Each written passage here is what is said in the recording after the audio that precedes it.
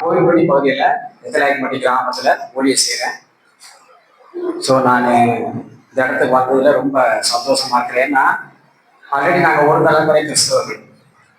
கிறிஸ்துவ பற்றி சின்ன வயசுலேருந்தே அறிஞ்சிருக்கிறோம். சர்ச்சு போகிறதெல்லாம் வழக்கம்.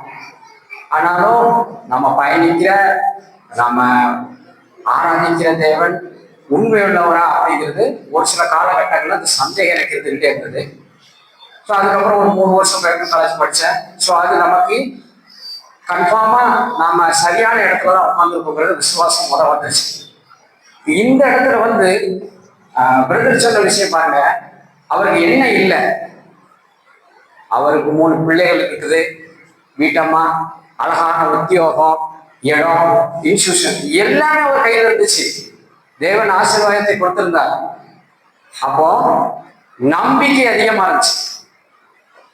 அப்போ தேவன் நினைச்சார், முதல்ல நம்பிக்கை உடைச்சார்.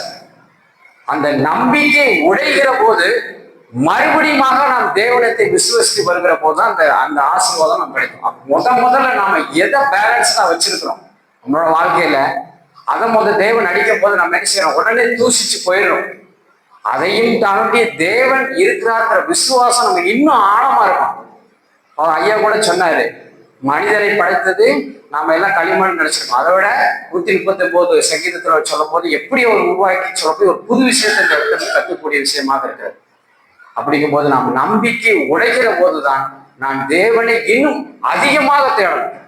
அதான் இந்த இடத்துல நாம தெரிஞ்சுக்கிட்ட விஷயமாக இருக்கிறது. ஸோ கர்த்தருடைய நாமத்துக்கு மகிமை உண்டாவதாக.